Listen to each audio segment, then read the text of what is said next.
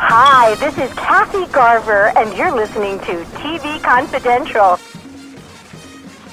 Ed Robertson, along with guest Joseph Dougherty. Joseph Dougherty, Emmy Award-winning writer, producer, and director of 30-something and Pretty Little Liars, and the author of the award-winning play Chester Bailey, starring Davis Prathairn. Joe's latest book, Rod Serling at 100, One Writer's Acknowledgement, is an appreciation and exploration of the six-time Emmy Award-winning writer that not only takes a deep dive into the vast catalog of Rod Serling, but shares many stories of why the work of Rod Serling means so much to Joe personally. Rod Serling at 100, One Writer's Acknowledgement, available right now through Fayetteville Mafia Press and Amazon.com. Before we went to break, Joe and I were talking about one of the Easter eggs in Rod Serling at 100, that being a brief excerpt from an interview that Rod Serling gave on the Dick Cavett Show in July 1972, about 2 months before the start of Night Gallery's third season on NBC, in which Rod Serling spoke very candidly about his frustration with both Universal Studios and NBC over the direction Night Gallery had taken, and how Serling had no creative control or any say whatsoever on a show that bore his name on the title. As we pick up the conversation, I'm thinking aloud here, and I would have to go back to Rod Serling's Night Gallery and After Hours tour by Scott Skelton and Jim Benson to determine this for sure. But what I know and what I remember about Night Gallery entering the 72-73 season was two things. One, they had changed the format. It was a 60-minute show that they, I think for budgetary reasons, they cut it down to a 30-minute show. They did it, yeah. The third season is a half hour. Yeah, and they had moved it from Wednesday night, where it had thrived, Wednesday nights 10 o'clock, to Sunday nights 10 o'clock, entering the third season. Now, Sunday night is normally considered a good time slot, but back in the day, they scheduled it for 10 o'clock, from 10 to 10:30 on Sunday night after the mystery movie. Well, back in 1972, the Sunday night broadcast time was 7:30 to 10:30. And because of the public access rule, 10:30 to 11 was considered local. You had to air local programming. So they put it up. So even though it was quote unquote a good time slot, because Sunday night was the highest viewing night, it still is the highest viewing night in television. They aired it at a time where it was running opposite either movies or shows that started at 9:30. And the odds are that you're not going to switch from at 10 o'clock to in the middle of what you're watching just to watch Night Gallery. Now, I don't know whether they made that scheduling decision for the Cavett interview or after the Cavett interview. But if it was after, maybe it was in retaliation for what he said on TV. It might have been, but I think basically then they would have been picking their own pockets, and I don't know if that worked. Okay, here's a quick test for you. What would have been the lead-in for the mystery movie on Sunday? Disney. Okay. Oh, brother, what a night. Yeah. Yeah. I think Disney ran 7:30 to 8:30. Then the mystery movie ran 8:30 to 10 or 10:30 if the mystery movie ran 2 hours. That was another thing that hurt the third season of Night Gallery, because most of the mystery movies, the McLeods, the McMillan and wife, the McLeod and the McMillan and wife mystery movies, they were 90 minutes back then, 8:30 to 10. Columbo, sometimes it was a 90. Yeah. Sometimes, such as the case is the one with John Cassavetes. Yeah, like if it was a season opener, I think they usually try to go. But yeah, when I look at them, I can just clock. This is 75 minutes, so this must be okay. Yeah. So the fact that sometimes it aired and sometimes it didn't, that hurt. I think that hurt the final, what turned out to be the final. And that's why they ended up canceling it mid-season. Yeah, and then of course we come to the fact that it was, you can talk about what was done deliberately and what wasn't done deliberately, but what happened to the Night Gallery and syndication is really close to criminal. Except for the Twilight Zone episodes were clipped for time as they went into syndication, which was unfortunate. But at least they were intact as far as that's concerned. Night Gallery was basically eviscerated and was distributed as half hours. It contained episodes from 2 other television series. I knew about The Sixth Sense. What was the other show? I don't know. I can't remember now, but there was another one that they just kind of jammed in. It could have been My Mother the Car. I'm not sure. My Mother the Car. Yeah, to find out the answer to that for sure, pick up a copy of Rod at 100. One writers. See, we look for ways. We look for ways to do the second. Bring it back. You're very good at bringing things back. Rod Serling at 100. One writer's acknowledgement available right now through Fayetteville Mafia Press as well as Amazon.com. Stay with us, folks. We'll be right back. This portion of TV Confidential is brought to us by our friends at Front Porch Realty, the community of realtors in the Northern Bay Area of California that is committed to finding the solution that is best for their clients. Whether you're a first-time home buyer or looking to sell or lease your property in Northern California, call Karen Strain at 415-886-7411 or visit frontporchrealtygroup.com for more information on how they can help you. One more item. If you're starting a company, particularly one that is in an emerging market, you know that averting any sort of legal dispute is crucial to your business plan. Our friends at Tectonic Law offer an array of services that can help you avoid and preempt future litigation while also developing and protecting your intellectual property and intangible assets. Tectonic Law serves the needs of a host of emerging industries throughout California and beyond, including industrial designers, beverage makers, artists, farmers, retail stores, health practitioners, wellness experts, cosmetics manufacturers, nonprofit organizations, innovators in sustainable practices, and libraries. Go to tectoniclaw.com to learn more about how Tectonic Law can help your business thrive. tectoniclaw.com. Rock solid representation for groundbreaking industries. Hi, this is Jacqueline Scott, and you are listening to TV Confidential. Bringing you back to the Twilight Zone. Okay. Yeah. So, it's just just to kind of really to circle all the way back. Actually, I meant to say bring you back to Night Gallery. I got. Oh well, no. What did you want to do? I did a Joe Dougherty. I conflated 2 things. I know it can hurt sometimes. It's just like because this is interesting. Any conversation, I think it speaks to Night Gallery, and which gets conflated sometimes. I've talked to people who think things were back and forth, but the Twilight Zone too is that any conversation about the Twilight Zone usually devolves or evolves into people saying, remember the one, that one where that is that the things stick in our minds. And one of the great, I wish that there was a way for Rod to know the impact that his very good work, he meant it. He was sincere. Good, bad, or indifferent, I don't think Rod Serling wrote an insincere word in his life. I agree.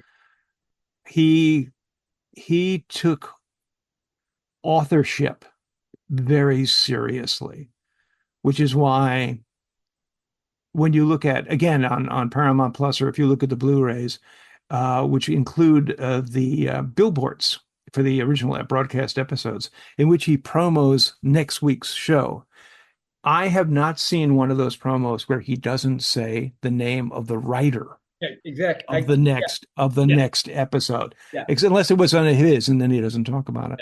And again, it's like you can call Rod the first of the showrunners, but you also have to think about maybe something a little beyond that Rod Serling was an author of television, which goes back to your literature. And I think I wanted to service that. And his work and his experience, his life have been very important to me. I make no bones about it. I really don't think I would have had a career if I hadn't been exposed to his work.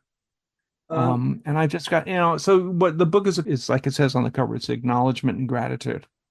Yes. And as we said at the beginning of our conversation, it is a series of personal essays about the impact that the work of Rod Serling had on you when you did first discovered him at 8 years old, and continues to have on you to this day. I want to touch on a couple of things before we say goodbye. And this is circling back to the whole Night Gallery conundrum.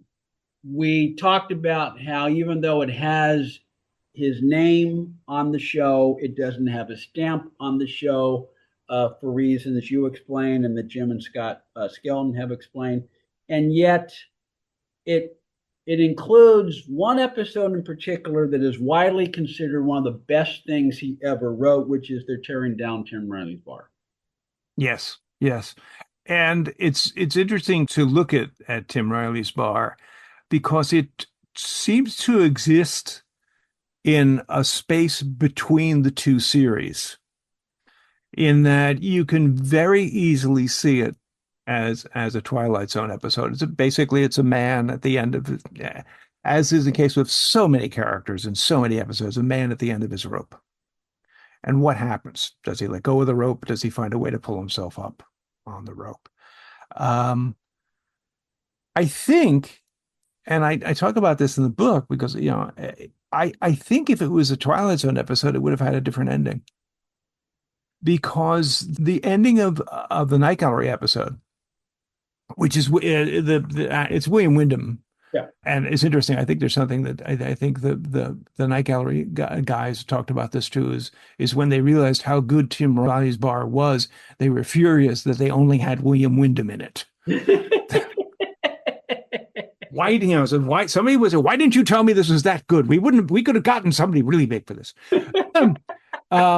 But it's a melancholy episode. It's about loss and the inability to let go of things to move forwards. So it lives not only in the Twilight Zone, but I think it also lives in his earlier pieces. You can compare it to Patterns, his breakthrough piece of 1955, which was all about what happens if you're in a job. What is the purpose of the job and why are you there? See, there's that, and there are one or two others like Cool Air, which do stand out as no, there's more. It's almost, to a certain extent, maybe it's a little bit, oh gosh. And I don't think it's not a Rod script, but there's the one about the sin eater and the sins of the father. And I think there's some Mathesons in there. I think and so. Theodore J. Flicker is actually involved as his name, which is a writer people don't talk about enough.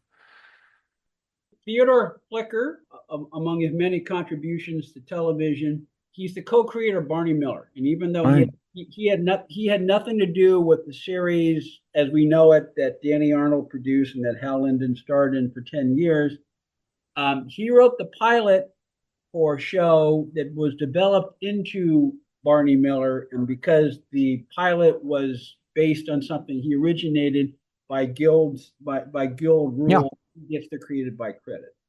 And because it's Theodore J. Flicker who wrote The President's Analyst, I really don't begrudge the fact that he got the check. There are people, there are people who, I don't know, he didn't work a day on the show. So, yeah, but you know what? It's Theodore J. Flicker, and you know what? It's not a big check. Send him the check. Well, look, even though we could, then you want to start a conversation of Barney Miller. I mean, a series continued to be developed during the first year. Yeah. No, we could talk about the Huggins contract too, which is one of the clauses in the Huggins contract is, and it just speaks to how smart and savvy and what's the word I'm looking for, forward thinking. For lack of a better word, Roy was, is that the Huggins contract included a clause that has benefited many, many other writer-producers in the 50-some years afterwards, which is, if I create a show and you buy that show, Joe, and whether that show runs for one episode or 121 episodes, and whether I have anything to do with the writing or production of those one shows or 121 shows, because I created that show, I'm entitled to a piece of the action for that show for as long as that show is in production. And that groused some people, James Garner being one. but it benefited many, many, many others, and who were able to benefit from the same, and Theodore Flicker being one of them. The thing to remember, and Huggins' example and his ability to look ahead is like basically is like, I've been on a couple of picket lines and I've had people yell at me for being a rich Hollywood writer and why aren't you, and I usually just say to them, listen, I got a 10-year-old car and a mortgage. So, television writing is, this is not my quote. This is somebody else's. It's a sports career. It's a long sports career, but it is a sports career. And the actions of generous guild members like Roy Huggins, who made it possible to not just have a job, but have a career as a writer. Yeah. I begrudge not a single one of those checks. And that's a great analogy, because you say it's a sports career, and that in most cases you have, if you're lucky, you have one thing that sustains you for 3 or 4 years, but there's no guarantee that you're going to have a long career, because it's not necessarily built for longevity. But in the case of certain exceptions, such as Joseph Dougherty, because of hard work and talent and good fortune in some cases, and don't forget dumb luck. No, as Paul Newman. I don't know whether he was the first guy who said this, but Paul Newman is the one who said it that I remember saying it. Any successful person who does not acknowledge the presence of luck is a liar, because a lot of times dumb luck is the difference between success and failure. I'll give you the other side of that. I know I'm interrupting your thought, which is basically I once said to someone very early. You can interrupt. Right. Very, very early, I had a conversation with an agent, and I was saying, I said I was feeling a little guilty because I was feeling, it's all this luck that had come to me. And he said, and again, this wasn't his original line, but it's the one that stuck with me. He says, luck means nothing if you're not prepared to take advantage of it. Exactly. And the ones who were able to take advantage of that opportunity because they were ready, they had done the work to prepare themselves for that moment.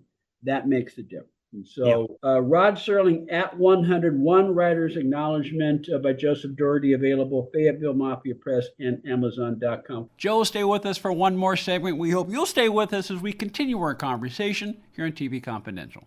Hi, everyone. Thanks for listening to the TV Confidential podcast. If you like what you hear, please consider subscribing to the TV Confidential podcast, or better yet, give us a review on Apple Podcasts, Podchaser, or wherever you listen to our podcast.